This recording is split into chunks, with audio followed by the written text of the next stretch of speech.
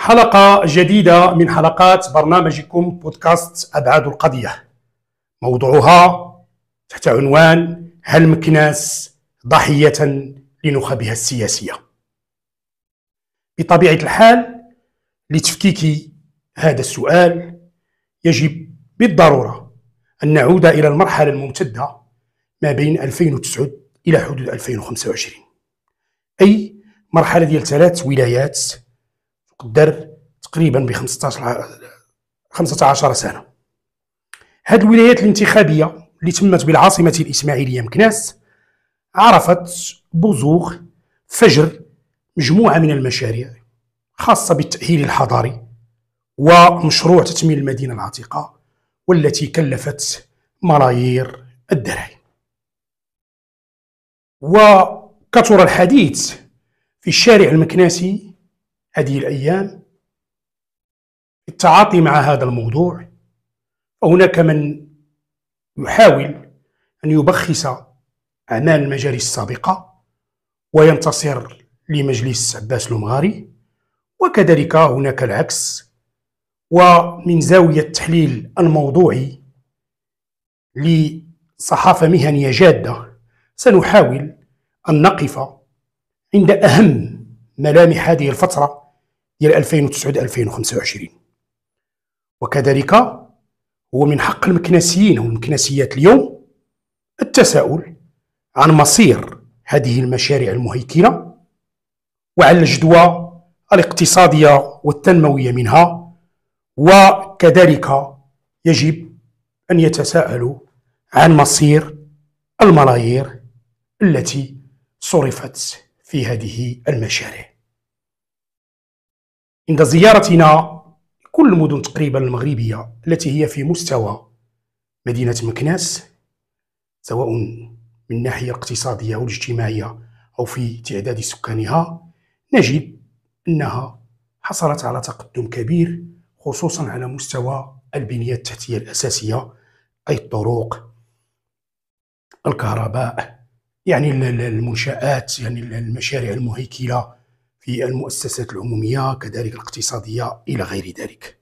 حقيقة لا ينكر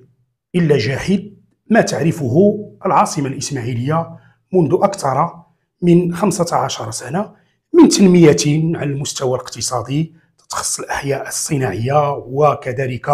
مجموعة من المشاريع الخاصة بالخدمات، وكذلك المشاريع الفلاحية. لكن السؤال اللي مطروح اليوم: أين وصلت هذه المشاريع مع هذا المجلس اللي كيرأسو السي عباس لومغاري؟ لكن كاينه واحد المفارقة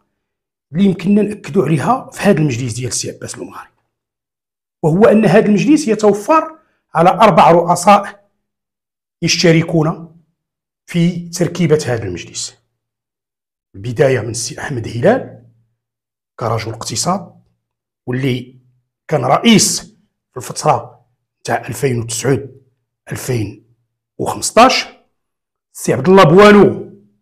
كذلك اللي كان من الفترة ديال 2015 ل 2021، وكذلك سي سعيد بحجي اللي كان كذلك رئيس لمدة 3 سنوات،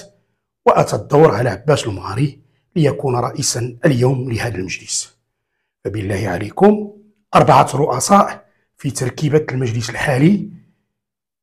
يعني يعجزون على حل المشاكل يعني الأساسية لمدينة مكناس. المشكل كيتعلق بالبنية التحتية الأساسية اللي كتخص مجموعة من الشوارع، وكذلك التأهيل الحضاري لمجموعة من الأحياء الناقصة التجهيز، كذلك غياب ملامح مشاريع كبرى مهيكلة تخص الجانب السياحي، وكذلك الجانب الثقافي والفني، وكذلك الجانب الرياضي،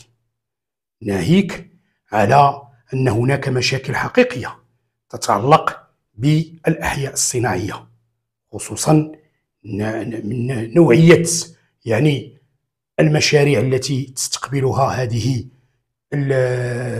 الأحياء أو المناطق الصناعية، وكذلك المردودية التنموية، سواء تعلق الأمر ناحية المداخيل المالية أو فرص الشغل. إذن هاد 4 ديال الرؤساء لو اجتمعوا وتحاوروا من أجل إيجاد حل لمشكل الكهرباء بمدينة مكناس، هي الإنارة في الأحياء، واللي كطلعنا مرارا وتكرارا العديد من الصفحات والعديد من المدونين، وكذلك مجموعة من المواقع الصحفية اللي كتكتب على موضوع الإنارة والمشاكل اللي كيفرزها من خلال يعني كثرة الجرائم، يعني المشاكل ديال الكريساج إلى غير ذلك. نعود كذلك إلى مشاكل المساحات الخضراء، نعود كذلك إلى مشاكل إخراج مجموعة من المشاريع والأفكار اللي كتتعلق بالرواج التجاري بالسياحي بالمدينة، كذلك القطيعة اللي تمات مع مجموعة ديال المهرجانات، سواء اللي دار سي حمد هلال أو اللي دار سي بوانو أو اللي دار سي بحجي. اليوم كذلك هناك يعني رغبة في تنزيل واحد برنامج العمل، لكن كما تنقولوا يعني داك الصراعات السياسوية المجانية يعني، وكذلك يعني الإشكاليات بين النخب السياسية يعطينا هذا الوضع المؤلم اللي كتعيشه المدينة. إذن السؤال اللي مطروح، هل مكناس ضحية لنخبها السياسية؟ فعلا مكناس ضحية لنخبها السياسية ولنخبها الاقتصادية والإعلامية والثقافية،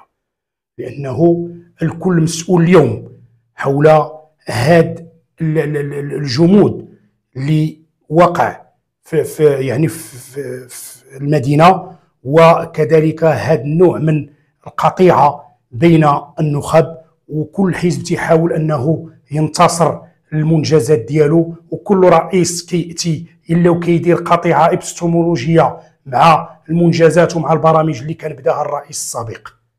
إذن من انطلاقا من هذه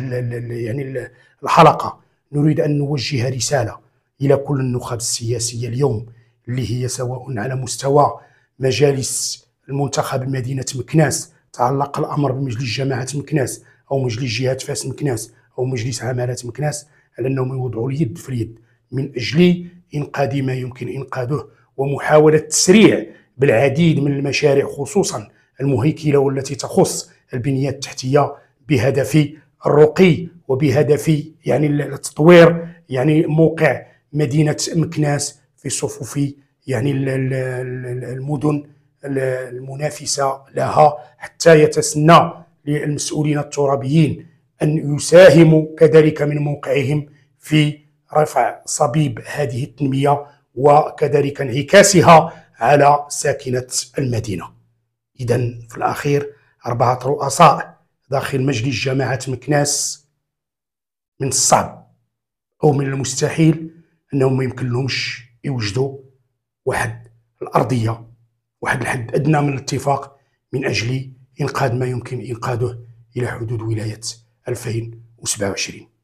إلى هنا نأتي على نهاية هذه الحلقة من حلقات برنامجكم بودكاست أبعاد القضية. إلى اللقاء.